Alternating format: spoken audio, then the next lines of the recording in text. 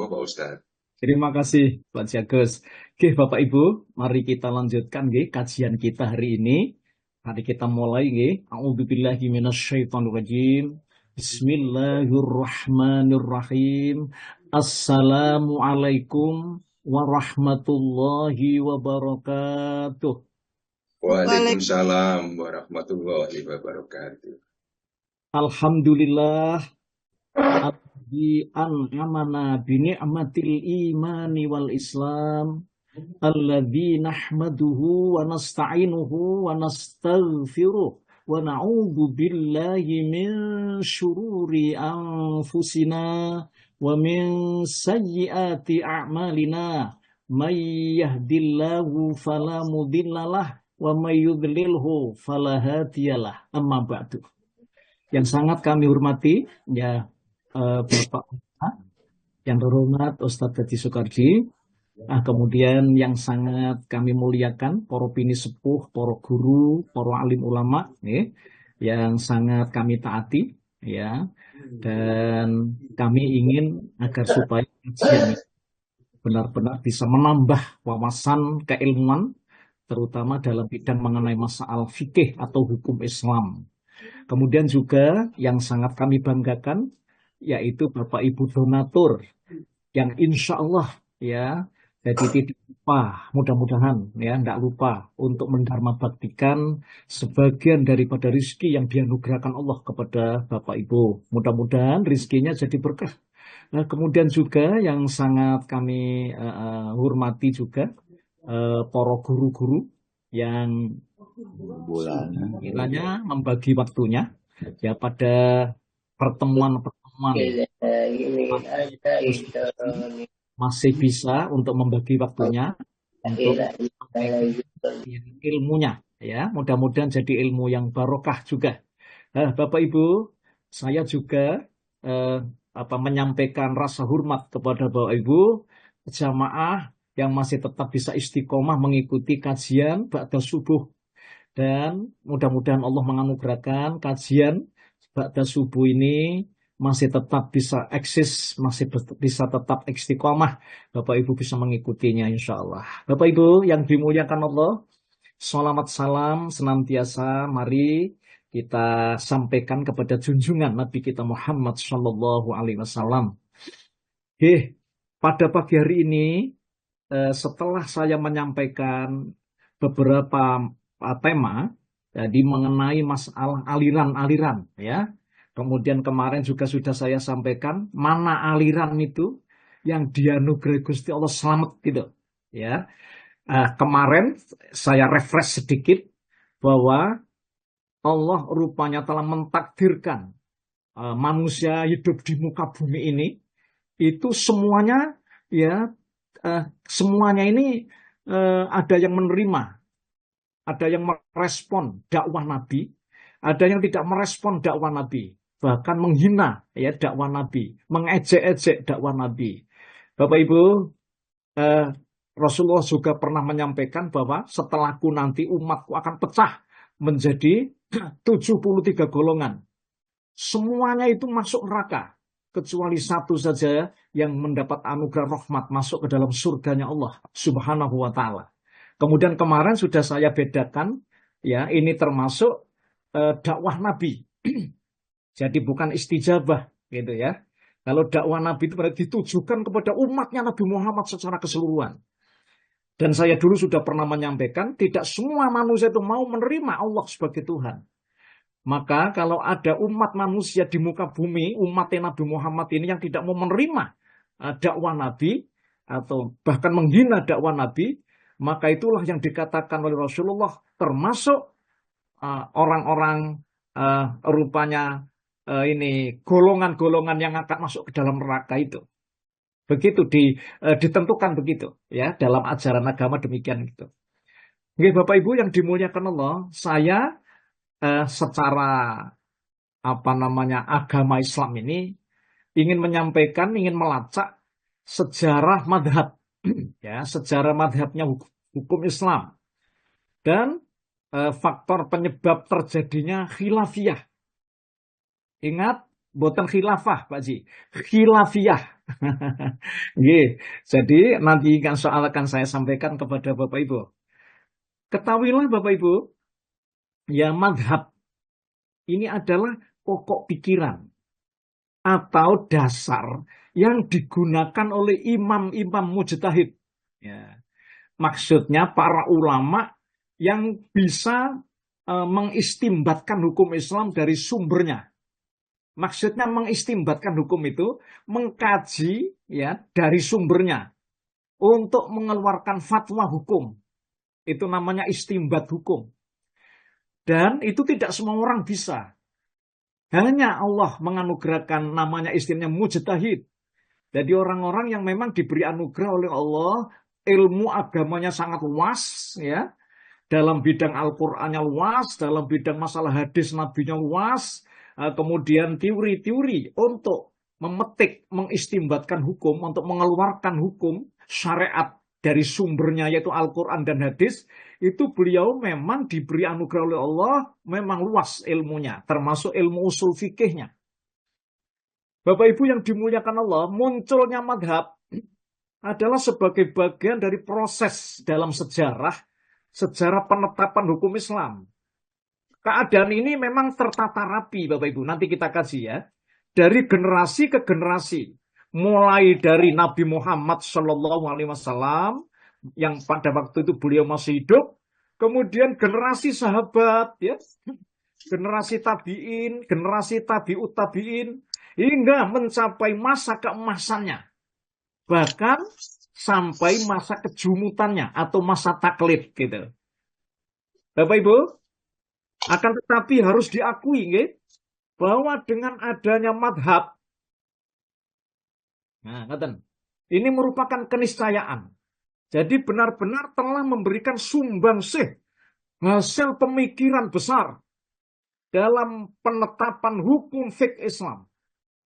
Nah, adanya ikhtilaf atau adanya perbedaan pendapat itu menjadikan hukum syariah Islam itu lebih fleksibel dan aplikatif.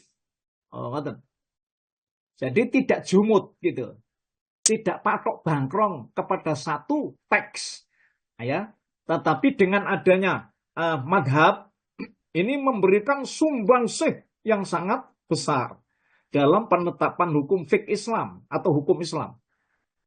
Adanya ikhtilaf atau perbedaan pendapat itu menjadikan hukum syariah Islam itu lebih fleksibel dan aplikatif karena menyuguhkan beberapa opsi hukum maksudnya, ya, dari para ulama yang muktamad gitu. Jadi muktamad itu ulama yang bisa dijadikan pegangan fatwanya. Bapak Ibu, ikhtilaf ini pula lah yang menjadikan hukum syariah Islam itu senantiasa relevan di setiap zaman dan tempat. Itulah hikmah daripada perbedaan pendapat. Nah, Bapak Ibu. Jadi panjenengan pasti akan mengatakan, lupa, Qur'annya ya satu, hadisnya juga dari Nabi sudah jelas. Kok masih terjadi perbedaan-perbedaan itu kan bisa menyebabkan orang Muslim sendiri jadinya itu terjadi pertentangan, Pak. Oh, itu kan ada orang yang bertanya begitu. Tetapi Bapak Ibu, Allah memang sengaja ya dari suku kata dalam Quran atau lafaz dalam Quran itu memang banyak juga makna-makna. Istilahnya banyak juga artinya. Misalnya ada kata aula mastumun nisa, menyentuh perempuan. Yang dimaksud menyentuh perempuan itu yang bagaimana? Nah, gitu nih. Menyentuh yang bagaimana itu? Kok bisa membatalkan wudhu itu? Nah, ini akhirnya kemudian para mujtahid itu terjadi perbedaan. Ada yang mengatakan begini, yang dimaksud sentuh itu adalah hubungan suami istri. Nah, itu membatalkan wudhu. Ada ulama yang mengatakan begini, Bapak Ibu. Sentuh yang dimaksud itu adalah sentuh laki-laki perempuan, baik itu mahram atau tidak, ya, yang tidak bersahwat. Nah, itu tidak membatalkan wudhu. Oh, Tetapi apabila itu bersahwat, itu membatalkan wudhu. Oh, ngeten. Kalau ada pendapat mujtahid lagi yang mengatakan bahwa laki-laki perempuan yang bukan mahramnya sentuhan kulit dengan kulit ya tanpa satir, walaupun itu sengaja atau tidak, dewasa atau belum dewasa, maka batal wudhunya. Oh, ada yang begitu Bapak Ibu. Lah, terjadinya perbedaan seperti inilah yang bisa membawa hikmah ya untuk kelangsungan kehidupan ya sampai nanti hari kiamat itu Bapak Ibu. Bapak Ibu yang dimuliakan Allah Subhanahu wa taala. Dan kita ini sebagai seorang muslim butuh mengetahui mengapa sampai terjadi khilafiyah atau terjadi perbedaan itu. Apa sih sebab-sebab yang melatar belakanginya? Kata Bapak Ibu, berdasarkan para peneliti ahli ilmu, ini Bapak Ibu, salah satu di antara sebab-sebab terjadinya perbedaan pendapat dalam menetapkan kepastian hukum suatu masalah adalah dikarenakan perbedaan para ahli hukum Islam atau mujtahid dalam memahami dan menggunakan ilmunya, alat untuk menetapkan hukum itu, yaitu disebut ilmu usul fiqh. Itu telah terjadi perbedaan untuk menginterpretasikan dan menafsirkan kepastian hukum yang diambil dari sumber aslinya, yaitu Al-Quran dan hadis. Karena ada satu kata yang punya makna banyak, itu istilahnya punya makna umum. Dan berdasarkan ulama usul fikih Bapak Ibu, kadangkala umum maknanya, tapi itu maksudnya khusus. Ada yang mengatakan umum itu makna umum. Ada yang mengatakan khusus tetapi maknanya umum. Oh, ngoten kan? Jadi berat banget itu. Ya. Di samping itu seseorang menganut paham untuk bermadhab, termasuk kita ini, itu dikarenakan faktor ketidakmampuannya dalam mengistimbatkan hukum syariat itu sendiri. Jadi kita ini tidak mampu Bapak Ibu. Ya. Akhirnya kita itu bermadhab. Gitu. Jadi saya ingin menyampaikan, ada orang yang mengatakan katanya, waduh Pak, kita langsung aja ke hadis. Langsung ke Quran saja. Sudah tidak usah bermadhab Pak. Ya saya sempat guyu gitu. Masalahnya apa? Hadis itu siapa? Yang membukukan siapa? Misalnya Imam Bukhari. Ya. Imam Bukhari itu punya guru banyak itu. Dari ini sampai kepada Nabi. Berarti bermadhab kepada Imam Bukhari gitu loh. Cari sopo itu kalau ada orang tidak bermadhab. Masya Allah. Itu kapan lahirnya itu? Apakah pernah melihat batang hidungnya Nabi Muhammad apa enggak? Bapak Ibu yang dimuliakan Allah Subhanahu wa taala, ya. Oleh karena itu bermadhab ya secara benar dapat ditempuh dengan cara memahami bahwa sesungguhnya pemahaman kita terhadap perbedaan pendapat di kalangan madhab-madhab adalah sesuatu keniscayaan yang sehat dan alamiah. Jadi merupakan keniscayaan yang sehat dan alamiah. Selama tidak ta'assub, istilahnya, selama tidak fanatik buta kepada salah satu imam madhab itu. Jadi sikap ini kita ambil bukan suatu perilaku yang dilarang atau tindakan yang menyimpang dari ajaran Islam. Kita mengikuti, misalnya contohnya tadi Bapak Ibu, ya, saya contohkan tadi. Jadi menyentuh perempuan itu membatalkan wudhu. Panjenengan derek siapa? Nah, itu merupakan keniscayaan alamiah itu. Kenapa? Karena kita sendiri tidak bisa mengistimbatkan hukum sendiri gitu. Karena memang kita ini sedikit ilmunya ya dalam bidang mengenai masalah mengistimbatkan hukum itu. Bapak Ibu yang dimuliakan Allah Subhanahu wa taala, ya. Saya ingin menyampaikan sejarah sedikit Bapak Ibu, singkatnya. Pembinaan hukum Islam seperti yang telah kita pahami ini telah mengalami beberapa tahapan periode. Nih singkatnya. Jadi keadaan ini dimulai sejak pada zaman Nabi masih hidup hingga sekarang. Ya, Nabi telah meletakkan dasar-dasar ketentuan hukum yang menjadi pegangan generasi sesudahnya, yaitu para sahabat, tabi'in, tabi'ut tabi'in, sampai sekarang. Nonton Bapak Ibu. Maka ketika beliau telah wafat, Rasulullah telah sedo, pokok-pokok pegangan keilmuan yang berkenaan dengan pembinaan hukum Islam diteruskan oleh para sahabat beliau. Tentu Bapak Ibu, sebagai konsekuensinya, jadi lapangan permasalahan, maksudnya lapangan ijtihad, ya. Ijtihad itu ada masalah. Nah, lalu bagaimana itu status hukumnya? Itu namanya. Lalu kemudian kita ini, oh begini Pak, nah, ini orang yang ahli dalam bidang mengistimbatkan hukum. Jadi kita tidak juga ngambil sendiri karena kita tidak punya ilmu alatnya Bapak Ibu untuk mengistimbatkan hukum itu. Maka wajarlah bahwa seseorang itu bermadhab. Nah, itu karena ketidakmampuan kita. Bapak Ibu yang dimuliakan Allah Subhanahu wa taala. Pun ya. Nah, saya ingin menyampaikan Bapak Ibu, saya buka ada di sebuah buku namanya Tarikh Tasyri' Islami. Itu karyanya Profesor Dr. Hudori Bik. Nanti panjenengan misalnya bisa ke toko buku ya. Ada sebuah buku namanya Tarikh Tasyri' Islami. Itu Profesor Dr. Hudori Bik itu membagi periodisasi pembinaan hukum Islam itu menjadi 6 periode. Ngaten Pak, ya. Yang pertama yaitu pada periode Nabi Muhammad, ya, Shallallahu Alaihi Wasallam. Periode ini juga disebut dengan periode risalah. Periode ini berlangsung antara tahun 611. Jadi Nabi Muhammad diutus jadi nabi. Saya urut ya, Nabi Muhammad itu lahir, ya menurut ulama sejarah itu diperkirakan 571 Masehi.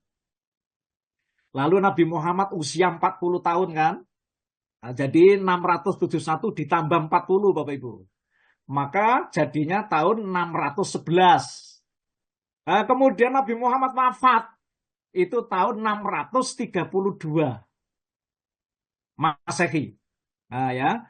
Jadi Rasulullah usianya menurut ulama sejarah 63 tahun. Sejak Muhammad bin Abdullah ini diangkat menjadi Nabi dan Rasul, sampai Rasulullah wafat, itu kalau menurut ulama sejarah pada tahun 11 Hijrah saja. Bertepatan dengan tahun 632 Masehi. Tadi, ya Bapak Ibu. Dalam periode ini, ya, tinjauan sejarah bisa dikategorikan menjadi 2 bagian. Yakni periode Mekah yang dijalani selama 13 tahun dan periode Madinah ya yang berlangsung selama 10 tahun. Nah, ngerti Bapak Ibu. Ciri-ciri pokok pada masa periode pertama ini bahwa pemenang pembinaan hukum Islam, maksudnya tasyri', itu sepenuhnya berada di tangan Rasulullah. Bila menghadapi suatu permasalahan yang terjadi, ya, bersegeralah para sahabat itu mendatangi Nabi Bapak Ibu untuk mendapatkan jawaban dengan petunjuk wahyu yang diturunkan kepada beliau. Ngeten nggih. Atau dengan petunjuk ijtihadnya yang mendapat kebenaran dari wahyu. Walaupun demikian, kadangkala terjadi juga para sahabat itu berijtihad pada saat Rasulullah tidak berada di tempat gitu. Adanya ijtihad itu bukan berarti bahwa orang lain selain Rasulullah pada saat itu mempunyai wewenang tasyri' atau menetapkan hukum Islam. Karena kasus-kasus seperti ini merupakan kasus pengecualian Bapak Ibu. Di mana para sahabat tidak bisa bertanya langsung kepada Rasulullah karena beliau pada saat itu tidak berada di tempat. Masya Allah. Sementara persoalan harus segera mendapat jawaban karena takut kehilangan aktualitasnya, maka hasil ijtihad para sahabat ini kedudukannya adalah sebagai fatwa sahabat. Jika Rasulullah sendiri menyetujuinya, karena Rasulullah masih hidup pada saat itu. Nah, Bapak Ibu, ini periode pertama menurut Profesor Dr. Hudori Bek. Ya. Kemudian ada periode kedua adalah pada masa sahabat besar, yaitu Khulafaur Rasyidin. Kemudian dilanjutkan oleh sahabat-sahabat Nabi yang waktu itu masih kecil, Bapak Ibu. Makanya ulama sejarah mengistilahkan sahabat kecil. Ya, ada sahabat besar, ada sahabat kecil. Kalau sahabat besar itu Khulafaur Rasyidin yang masih bertemu dengan Rasulullah pada saat Rasulullah masih hidup, pada saat itu satu liting. Tapi ada sahabat-sahabat waktu itu masih kecil, ketemu dengan Rasulullah, tapi masih kecil Bapak Ibu. Lah, periode ini berlangsung dimulai tahun 11 Hijrah, ya, bertepatan dengan tahun 632, karena sejak Rasulullah wafat itu. Periode ini menurut ulama tarikh tasrek disebut juga masa perkembangan. Pada periode ini terjadi penjelasan Bapak Ibu, pencerahan dan penyempurnaan hukum Islam. Kemudian periode ini dilanjutkan oleh sahabat kecil, yaitu tabi'in. Kemudian tabi'ut tabi'in yang berlangsung selama 90 tahun. Masya Allah. Sejak wafatnya Rasulullah Sallallahu Alaihi Wasallam tahun 11 Hijrah 632 Masehi. Ya, sampai akhir abad pertama Bapak Ibu. Dengan hormat, ini salah satu di antara contohnya ya.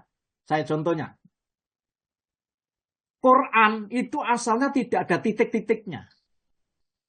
Quran itu asalnya tidak ada tanda fathah kasroh domanya. Nggak ada. Jadi kalau panjenengan misalnya baca Quran pada waktu itu, berarti masih kosong itu Bapak Ibu. Titiknya masih kosong. Ya. Na, titiknya atas satu. Ba, titiknya bawah satu. Ja, titiknya bawah satu. Kho, titiknya atas satu. Itu belum ada. Baru kemudian tahun 80 Hijrah setelah Rasulullah wafat, Abul Aswad Ad-Du'ali menggagas bagaimana, ini tabi'ut tabi'in Bapak Ibu ya, bagaimana Al-Quran itu bisa mudah dibaca, ya, kalau bisa dilihat langsung bisa dibaca, fathah kasroh dhammah misalnya, ya, maka digagaslah oleh Abul Aswad Ad-Du'ali untuk memberikan tanda-tanda itu. Masya Allah, begitu Bapak Ibu. Ini Bapak Ibu termasuk periode kedua ya pada masa sahabat besar dan dilanjutkan pada waktu sahabat kecil. Jadi sampai tahun 101 Hijrah. Oh, katakan. Bapak Ibu yang dimuliakan Allah Subhanahu wa taala, ya. Ketahuilah para sahabat besar seperti Abu Bakar, As-Siddiq, ya, itu wafat tahun 13 Hijrah. Umar bin Khattab wafat tahun 23 Hijrah, Utsman bin Affan ya 35 Hijrah wafatnya, Ali bin Abi Thalib ya tahun 40 Hijrah sedonya, dan lain-lain Bapak Ibu. Mereka melakukan ijtihad atau memberi fatwa menurut bidangnya masing-masing, dan para ahli ilmu banyak mengetahui bahwa ijtihad para sahabat ini pada waktu Rasulullah masih hidup banyak menjadi penyebab ayat-ayat Quran diturunkan. Nah, ngoten. Bapak Ibu yang dimuliakan Allah, ini periode kedua ya, menurut Profesor Dr. Hudori Bek. Kemudian periode ketiga itu periode tadwin atau periode kodifikasi. Periode ini disebut masa pembuahan. Nah, periode ini Bapak Ibu merupakan periode era keemasan terbentuknya hukum Islam. Kalau dibahasakan Inggris katakan the golden age, Masya Allah. Di mana hukum Islam mulai diunifikasikan. Maksudnya mulai dikumpulkan, kemudian dikodifikasikan, dibukukan Bapak Ibu. Nah, oleh karena itu pionernya adalah para imam-imam madhab dan murid-muridnya. Masa keemasan ini berlangsung lebih dari 250 tahun, Masya Allah. Yakni dari tahun 101 Hijrah sampai 350 Hijrah. Bertepatan dengan tahun 720 Masehi sampai tahun 971 Masehi. Masya Allah. Bapak Ibu, ciri-ciri pokok tasrek, maksudnya pembinaan hukum Islam periode ini adalah adanya peralihan dari sistem kekhalifahan yang dipilih menjadi sistem dinasti atau pemimpin yang dipilih berdasarkan keturunan. Ada dua dinasti waktu itu yang berkuasa yaitu dinasti Bani Umayyah. Insya Allah dalam sejarah nanti akan kita lacak ya. Dinasti Bani Umayyah itu mulai dari 661 sampai 750 Masehi. Dan Bani Abbasiyah ya mulai dari 132 Hijrah maksudnya bertepatan dengan tahun 750 Masehi. Masya Allah Bapak Ibu. Keadaan ini secara politik ditandai dengan terbaginya umat Islam menjadi 3 golongan, yaitu Sunni. Kemudian ada golongan Khawarij dan golongan Syiah. Masa ini banyak orang yang memeluk Islam di luar bangsa Arab, sehingga menyebabkan banyaknya persoalan yang muncul Bapak Ibu. Demikian pula pada periode ini, ulama Tasyri' menggolongkan para ulama menjadi 2 bagian, yaitu pertama, ahli ra'i atau kaum rasionalis. Yang kedua, ahli Al-Quran dan hadis. Di samping itu dalam periode ini terjadi banyak periwayatan hadis dan banyak pula pemalsuan hadis.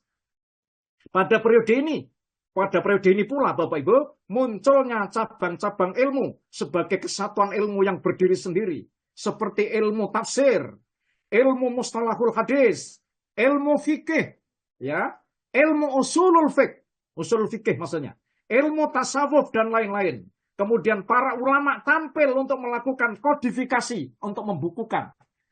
Ahli sejarah mencatat bahwa pada periode ini lahirlah ulama-ulama besar yang meletakkan dasar-dasar berdirinya mazhab-mazhab fikih. Masya Allah, ini ya. Di antaranya ialah Imam Abu Hanifah, An-Nu'man bin Sabit ya. Jadi Abu Hanifah itu lahir Bapak Ibu tahun 80 Hijrah. Beliau sedo tahun 150 Hijrah. Muncul lagi Imam Malik bin Anas. Beliau lahir tahun 93, wafat 175 Hijrah. Muncul lagi Imam Muhammad bin Idris Asy-Syafi'i. Beliau lahir 150 Hijrah, wafat 204 Hijrah. Lagi lahir Imam Ahmad bin Hanbal. Beliau lahir 164 Hijrah. Kemudian wafat 240 Hijrah. Dan masih banyak lagi ulama-ulama pada waktu itu yang muncul Bapak Ibu. Berarti kan abad pertama menuju ke abad kedua. Setelah masa imam-imam mazhab ini berlangsung, maka disusullah periode ini dengan lahirnya ulama-ulama besar ahli hadis yang terkenal. Nah, Bapak Ibu, mari kita ikuti. 1, Imam Bukhari. Beliau lahir tahun 194 sampai 256 Hijrah. Ya, beliau meriwayatkan sejumlah 60.000 hadis. Ya. Di antara guru-guru beliau yang termasyhur, lah ini nuwun sewu, gurunya ini. Jadi Imam Bukhari itu punya guru Bapak Ibu, naik ke atas ya. Ada salah satu di antara Ali ibnu Al-Madini, gurunya lagi Ahmad bin Hanbal, ada lagi Yahya bin Ma'in, ada lagi gurunya Muhammad bin Yusuf, dan masih banyak lagi. Jadi kalau ada orang mengatakan, aku langsung ke Imam Bukhari saja, itu berarti katanya tidak bermadhab. Padahal gurunya Imam Bukhari itu naik ke atas itu masih puluhan Bapak Ibu. Masya Allah. Muncul lagi Imam Muslim. Imam Muslim itu lahir tahun 206. Kemudian wafat tahun 261 Hijrah. Lahir di Naisabur Bapak Ibu. Ya, ini Bapak Ibu, gurunya Imam Muslim juga banyak. Kemudian lahir lagi Imam Abu Dawud. Beliau lahir 202 sampai 275 Hijrah. Lahir lagi Imam Tirmidzi 209 sampai 279 Hijrah. Beliau wafat.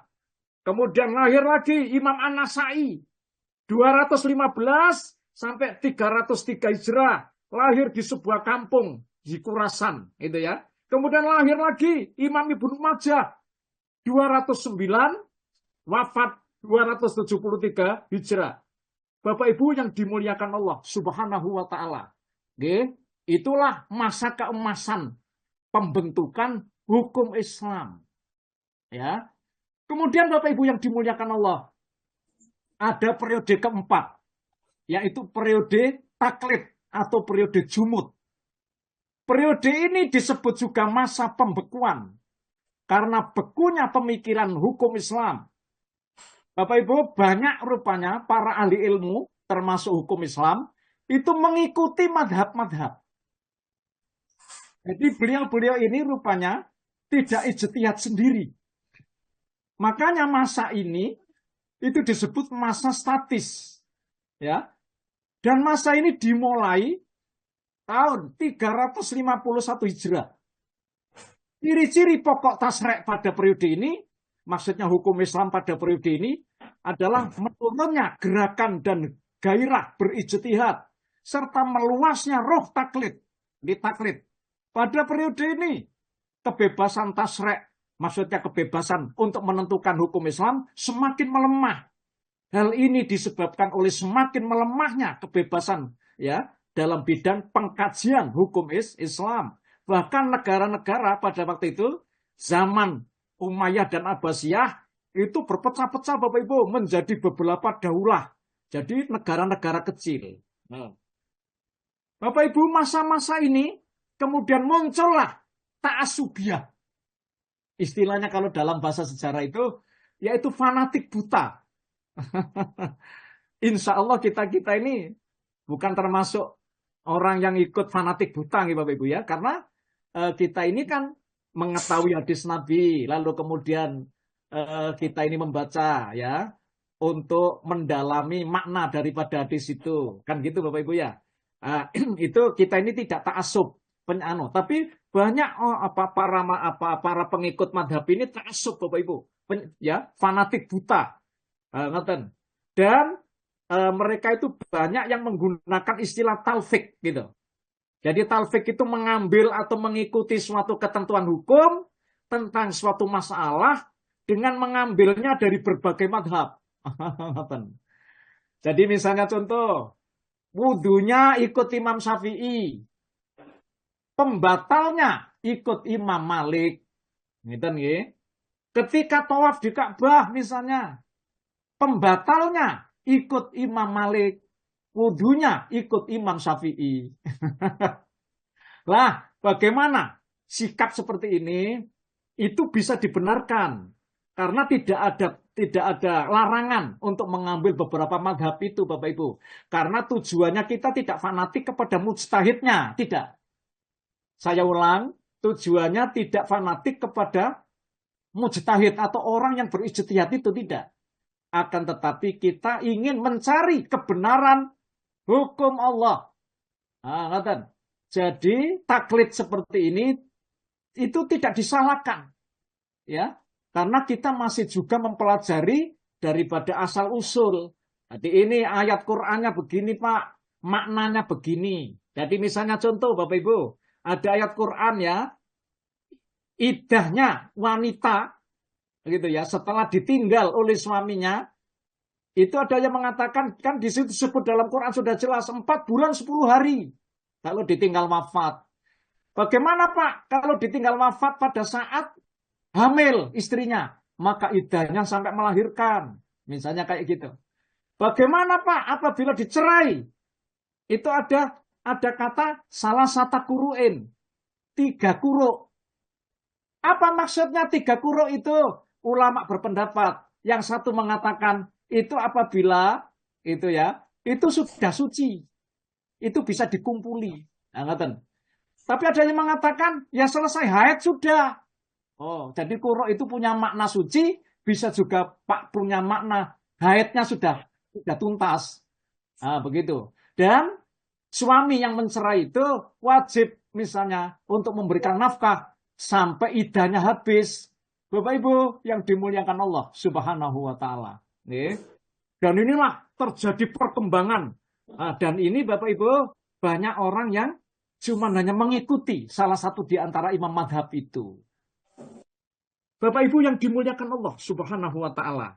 Pun ya, itu sedikit saja singkat mengenai masalah yang ada hubungannya dengan sejarah periode pembentukan hukum Islam. Akan tetapi Bapak Ibu, ada periode kebangkitan. Jadi ciri-ciri pokoknya pada periode ini adalah bangkitnya pembinaan hukum Islam abad modern, di mana ijtihad kembali dikumandangkan dan meluasnya ajakan untuk kembali ke Al-Quran dan As-Sunnah. Mulai banyak negeri-negeri Islam memerdekakan diri dari penjajahan, yaitu dimulai sejak umat Islam dunia sadar. Jadi umat Islam dunia ini sadar bahwa umat Islam sangat ketinggalan dari hukum-hukum Barat. Mereka menyadari pula bahwa hukum Islam merupakan sumber hukum yang tidak pernah kering, dan menyadari ternyata hukum Barat yang maju itu didapat dari hukum Islam. Maka dari itulah ya, ada beberapa upaya yang dilakukan oleh para ulama Islam, yaitu mengajak kepada umat Islam untuk meninggalkan taklid buta itu, mempersatukan madhab, membasmi bid'ah, membasmi kurafat, dan kembali kepada kitab suci Al-Quran dan sunnah Rasulullah Muhammad Sallallahu Alaihi Wasallam. Masya Allah, ini namanya istilahnya periode kebangkitan, ya Bapak Ibu. Nah, Profesor Khudori Bek tadi membagi itu. Ada periode kebangkitan itu. Pun itu saya sampaikan mengenai sejarah, dan saya menyampaikan ke Bapak Ibu, kalau memang misalnya kurang jelas dengan keterangan saya yang singkat ini, itu dipersilakan Bapak Ibu untuk membaca buku-buku mengenai masalah tarikh tasrih, itu ya. Jadi pembentukan hukum Islam. Sekarang saya ingin menyampaikan mengenai pengertian madhab. Apa sih maksud madhab itu? Nah, ya. Jadi kalau kita lacak dari ada kamus ya, kamus Islam, itu madhab itu berasal dari sighah atau kata dasar masdar mim. Kata yang menunjukkan sedang atau telah terjadinya sesuatu. Dan isim makan. Jadi isim maksudnya kata benda yang menunjukkan tempat, Bapak Ibu. Yang diambil dari fi'il madhi dhahaba. Dhahaba yadhabu dhahaban. Wa madhaban. Nah, madhab. Ya, itu adalah isim atau kata yang menunjukkan tempat. Nah, katakan. Lalu kemudian pengertiannya apa yang dimaksud madhab? Nah, di sini saya meminjem ada seorang ulama ya, namanya Husain Abdullah. Ya. Satu, madhab yang dimaksud adalah kumpulan hasil ijtihad oleh seorang mujtahid yang berupa hukum-hukum Islam. Nah, jadi misalnya contoh Bapak Ibu, maksudnya tadi ya sedikit saya sampaikan, kata kuruk misalnya. Di dalam surat Baqarah, jadi kalau ada orang itu dicerai oleh suaminya, maka iddahnya itu adalah 3 kali suci. Ada yang mengatakan 3 kali haid. Nah, kan gitu. Ini perbedaan pendapatnya itu gitu. Lah kalau sudah 3 kali suci, berarti iddahnya wanita yang dicerai oleh suaminya itu sudah habis. Maka suami yang mencerai itu sudah tidak punya kewajiban untuk memberikan nafkah kepada istrinya yang barusan dicerai itu. Nah, ya selama ini Bapak Ibu, kan kebanyakan kalau ada suami mencerai istrinya itu, ya sudah ditinggal belas saja. Walaupun itu punya anak, padahal pada waktu ada di pengadilan agama, hak asuh anak itu juga penting. Itu ditentukan pada waktu di pengadilan agama. Masalahnya kalau tidak ditentukan di pengadilan agama pada saat itu, maka yang bertanggung jawab adalah berdua. Masalahnya kadang-kala suami itu kan walaupun punya anak, kadang-kala yang ngasuh itu cuman istrinya. Gitu. Dan dia tidak memberikan nafkah kepada anaknya. Dosa ini suami kayak gini. Sampai anaknya itu dewasa itu dosa Bapak Ibu. Ya Allah, naudzubillah min dzalik. Tapi apabila dia sudah ditentukan di pengadilan agama, lalu mengatakan, anak 4 ini ayo dibagi 2-2. Misalnya, yang 2 itu untuk saya, yang saya asuh. Yang 2 itu istri yang asuh. Nah, itu baru Bapak Ibu. Kembali kepada perjanjian itu berarti hak asuhnya itu adalah dibagi dua. Nah, maka apabila tidak ditentukan hak asuhnya, dosa ini. Kalau ada suami rabi maneh, akhirnya kemudian anaknya itu dari istri pertama dijarno, sudah tidak dikasih nafkah. Dosa. Masya Allah. Pun ya, itu Bapak Ibu yang dimuliakan Allah. Lah kita itu ikut gitu. Bermadhab. Salah satu di antara imam ini. Nah, itu namanya istilahnya kumpulan hasil ijtihad oleh orang-orang seorang mujtahid yang berupa hukum Islam yang digali dari dalil-dalil syar'i yaitu Al-Qur'an dan hadis. Ini yang pertama. Jadi kita itu ikut bermadhab itu. Kemudian yang kedua, kaidah-kaidah atau qawaid itu ya, kaidah-kaidah dan landasan usul. Maksudnya yang mendasari pendapat tersebut. Maksudnya ilmu usul fikihnya itu Bapak Ibu. Yang dipakai alat untuk menggali hukum Islam dari kitab suci Al-Quran dan sunnah Rasul. Lalu kemudian nanti ada hasilnya kan itu tadi. Hasilnya diikuti. Lah hasil yang diikuti itulah namanya kita itu bermadhab. Nonton ya? Bapak Ibu yang dimuliakan Allah Subhanahu wa Ta'ala.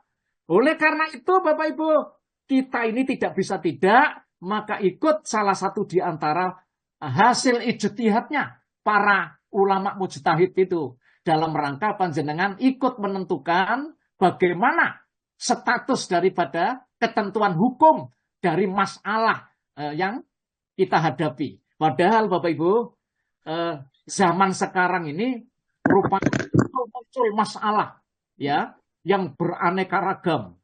Ya, misalnya ada namanya bayi tabung, apa mengenai masalah hukum perbankan. Ada lagi masalah yang berhubungan dengan arisan, misalnya. Pada zaman yang sudah akhir begini, rupanya banyak masalah-masalah. Ada lagi mengenai masalah transplantasi organ tubuh. Ada namanya masalah donor darah.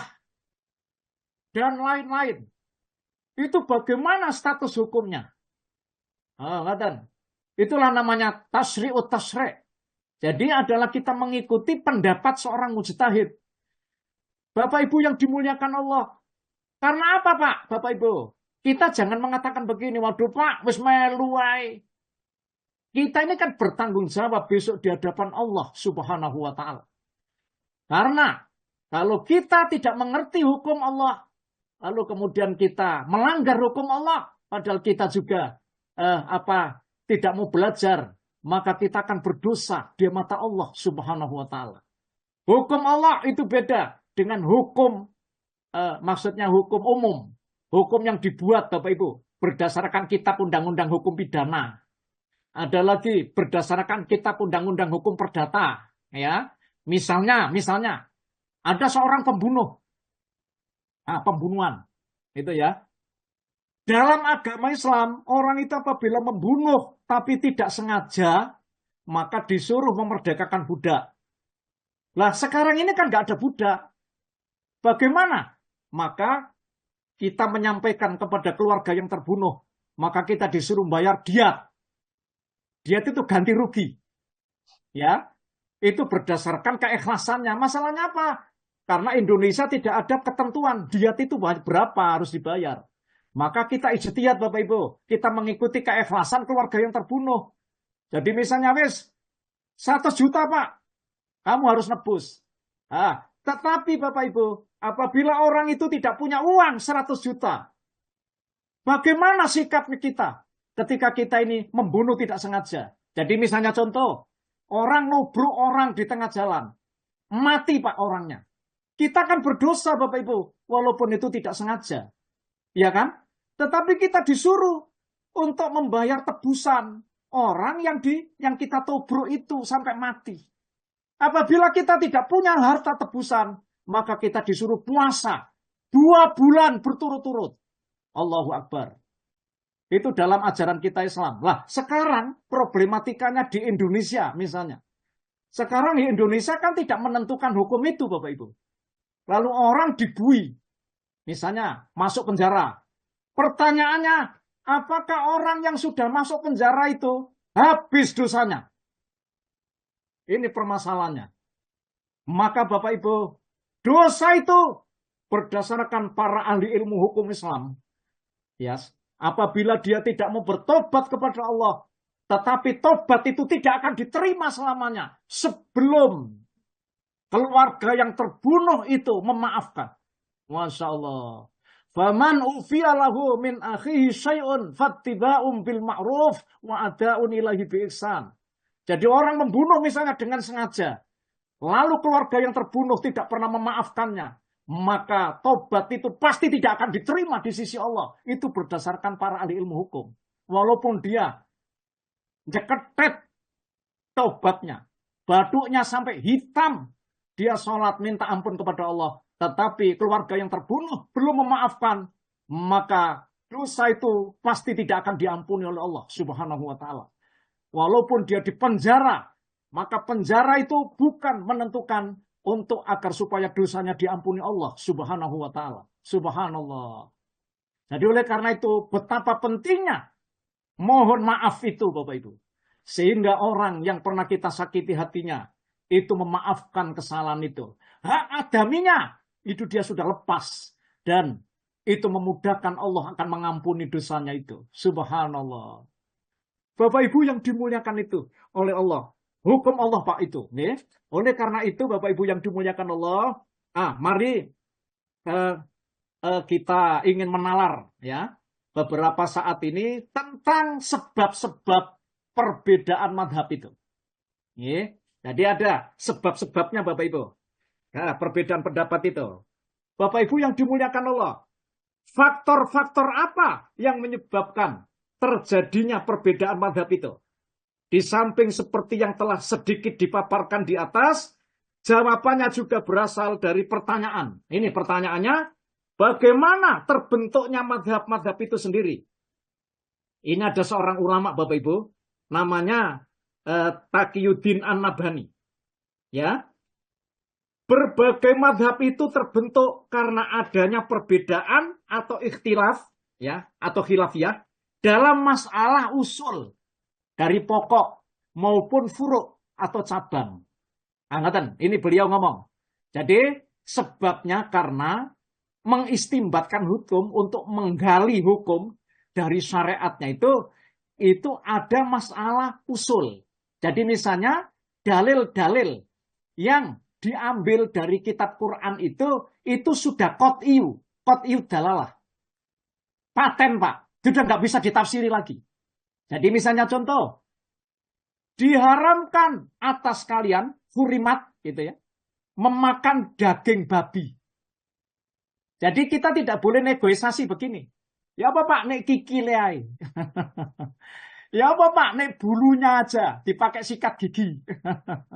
Jadi Quran sudah jelas. Ini namanya qat'iyu dalalah. Jadi dalilnya sudah paten, sudah nggak bisa ditafsiri Bapak Ibu. Ngerti nggih? Tetapi ada dari Al-Quran itu yang butuh penafsiran. Yaitu namanya istilahnya dhanniyud dalalah. Ngerti Bapak Ibu? Jadi di dalam Quran rupanya ada yang belum jelas. Ngerti? Ini saya berikan contoh nggih. Yang belum jelas itu. Misalnya Bapak Ibu dari Al-Quran itu ada ayat begini. A'udzu billahi minasyaitonir rajim. Nuwun sewu ini saya baca langsung saja.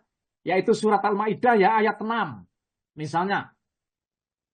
Ya ayyuhalladzina amanu idza qumtum ilas sholati faghsilu wujuhakum ilal marafiqi wamsahu biru'usikum wa arjulakum ilal ka'bain. Al-ayah. Wahai orang-orang yang beriman, apabila kamu hendak mengerjakan sholat, maka basuhlah mukamu. Bapak Ibu, basuh. Ya. Dan tanganmu sampai dengan siku-siku. Dan usaplah kepalamu. Dan basuhlah kedua kakimu sampai dengan kedua mata kaki. Begitu terjemahnya. Bapak Ibu, Imam Nafi' ada seorang imam namanya Imam Nafi, Ibnu Amir dan Kisai membaca lafadz wa arjulakum. Itu dibaca i'rabnya dibaca nasab. Ini wa arjula. La, bukan wa arjuli. Ya. Jadi kata arjula itu Bapak Ibu, itu dibaca nasab namanya, istilahnya. Sedangkan Imam Ibnu Katsir, kemudian Imam Abu Amr dan Hamzah itu membaca dengan jer. Jer itu wa arjulikum. Li. Juli. Okay. Mayoritas ulama fikih mengikuti bacaan nasab. Ini mayoritas ulama. Wa arjula. Ya. Itu mayoritas ulama. Sehingga mereka menyatakan bahwa kewajiban membasuh kaki itu dalam wudhu. Jadi membasuh. Bukan mengusap, Bapak Ibu. Apabila dibaca li, wa arjuli, itu namanya mengusap. Jadi bukan membasuh. Nah, ini adalah termasuk cuman hanya kata bacaan aja itu bisa menyebabkan beda, Bapak Ibu, pelaksanaan wudhunya. Masya Allah. Ngerti nggih?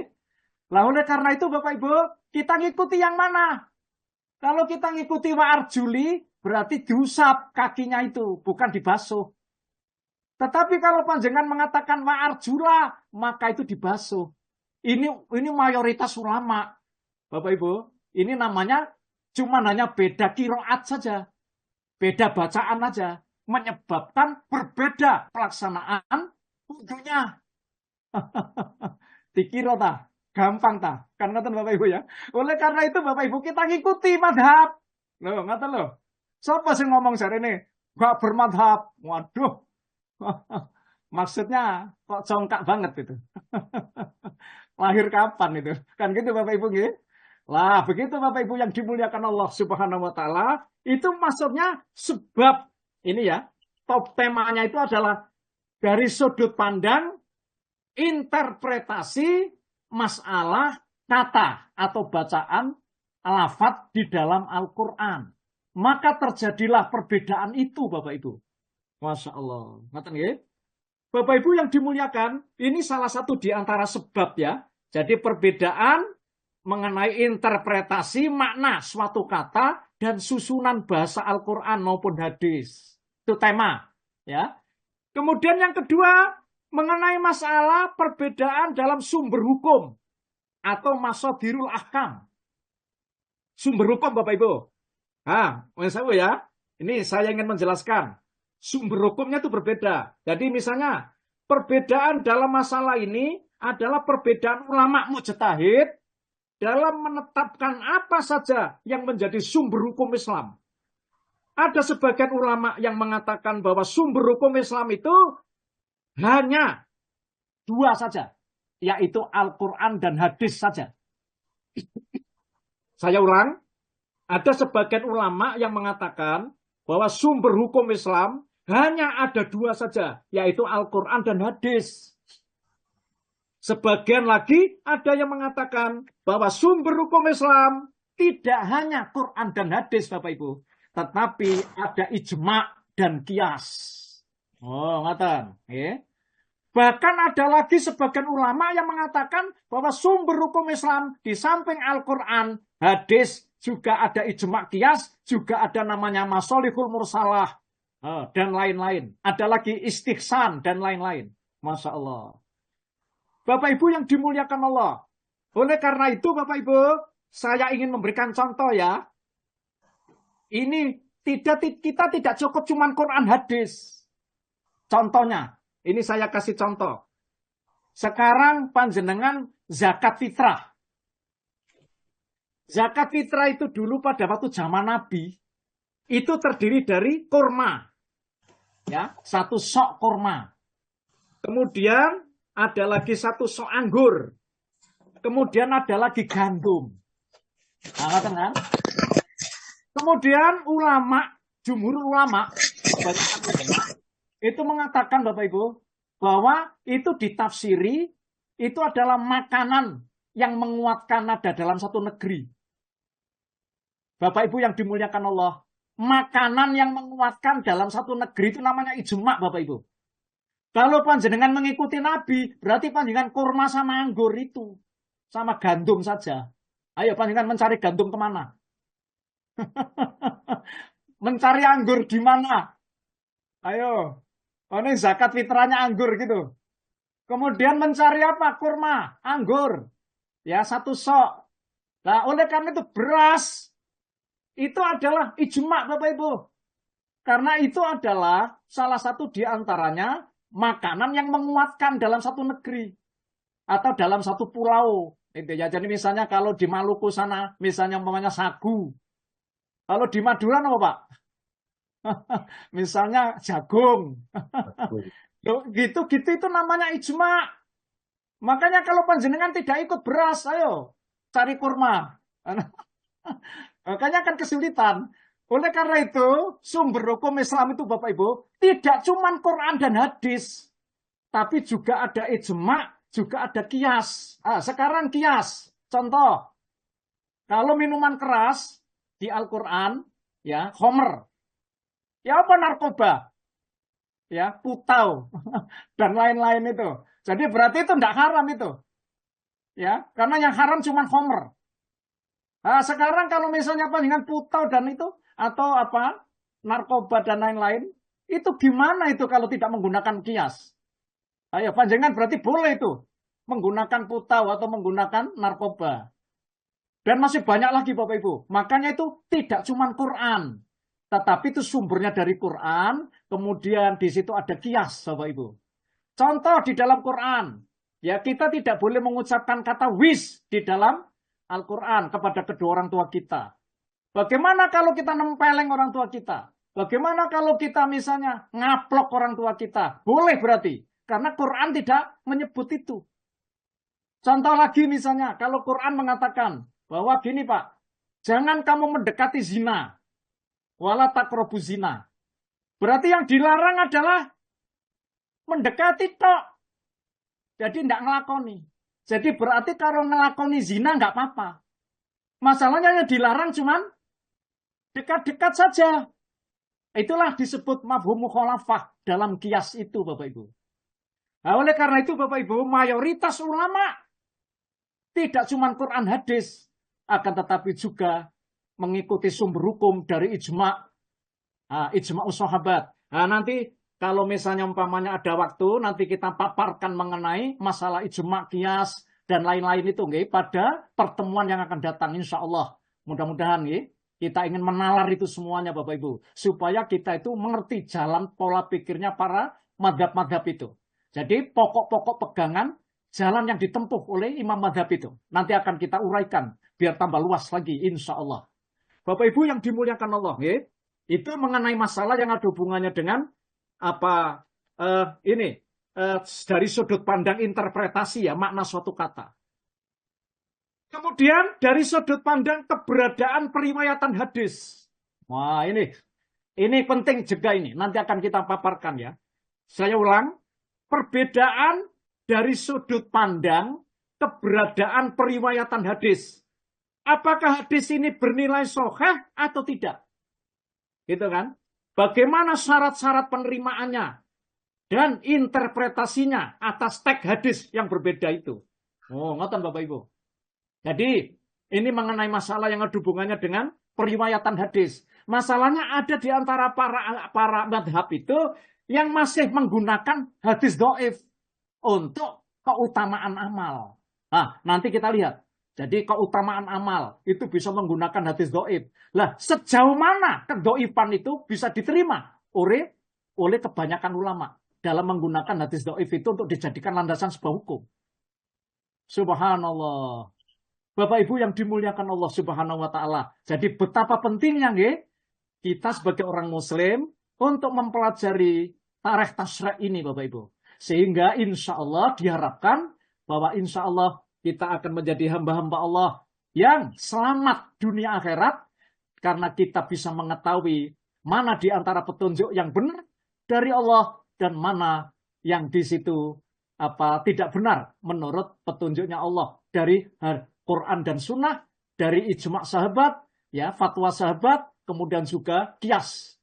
Begitu Bapak Ibu yang dimuliakan Allah. Baik, kira-kira sampai di sini dulu Pak Jagus. Nanti akan kita paparkan. Kemudian insya Allah kita besok akan memaparkan bagaimana hukum bermadhab itu. Itu insya Allah mungkin kita lanjutkan besok. Nggih. Jadi hukum kita bermadhab. Boleh apa tidak gitu bermadhab itu. Ya, seperti itu. Insya Allah kalau memang ada pertanyaan nanti akan saya jawab sekarang. Tapi nggak ada pertanyaan ya sudah. Saya serahkan kepada Pak Jatus. Terima kasih Pak Ji.